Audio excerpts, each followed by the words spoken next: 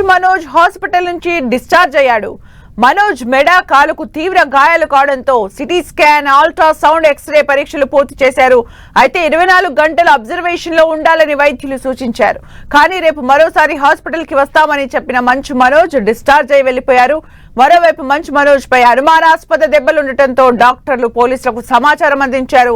Internal గా కాలు, మెడ భాగంలో దెబ్బలు ఉన్నాయని గుర్తించారు. ఈ క్రమంలో మంచు మనోజ్ కు ఎమ్మెల్సీ పూర్తి చేశారు వైద్యులు. దీంతో పోలీసులు మంచు మనోజ్ ఇంటికి వెళ్లి దెబ్బలు ఎలా తగిలాయని ప్రశ్నించి ఆయన స్టేట్మెంట్ రికార్డ్ చేయనున్నారు. అంతకుముందు మెడ, కాలుకు తీవ్ర గాయాలతో బంజారాహిల్స్ లోని ప్రైవేట్ హాస్పిటల్ కు వచ్చారు మంచు మనోజ్.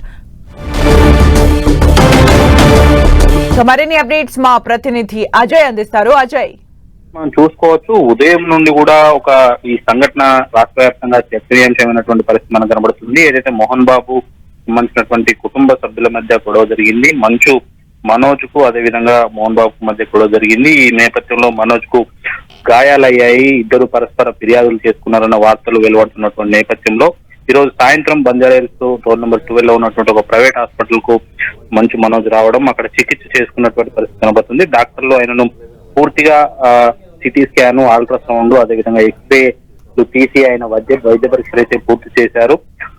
రేపు మరోసారి కూడా మంచు మనోజ్ హాస్పిటల్ కు రావాల్సి ఉంటుందంటూ డాక్టర్లు అయితే చెప్పినటువంటి పరిస్థితి కనబడుతుంది. మంచు మనోజ్ సంబంధించి ఇరు వర్గాల మధ్య, అంటే ఇద్దరి మధ్య తోపులాట, గొడవలు జరిగాయని డాక్టర్లకు చెప్పడంతో వాళ్ళు కూడా ఎమ్మెల్సీ మెడికల్ లీగల్ కేసును పూర్తి చేసినటువంటి పరిస్థితి కనబడుతుంది. ఈ మంచు మనోజ్ వైద్యం కోసం ప్రైవేట్ హాస్పిటల్ చేరిన నేపథ్యంలో వాళ్ళు కూడా మెడికల్ లీగల్ కేసు అయిన నేపథ్యంలో పోలీసులకు సమాచారం ఇచ్చి ఏదైతే ఇంటర్నల్ గా జరిగినటువంటి గాయాలన్నింటి కూడా వాళ్ళకు తెలియజేసినటువంటి పరిస్థితి కనబడుతుంది. అయితే స్కాన్ ఎవరికైతే మంచు మనోజ్ వైద్య పరీక్షలు చేస్తున్నటువంటి నేపథ్యంలో ఇటు ఇంటర్నల్ గా కాలుకు, మెడ భాగానికి కొంత దెబ్బలు తగిలినట్టుగా కూడా గుర్తించినట్టుగా తెలుస్తుంది.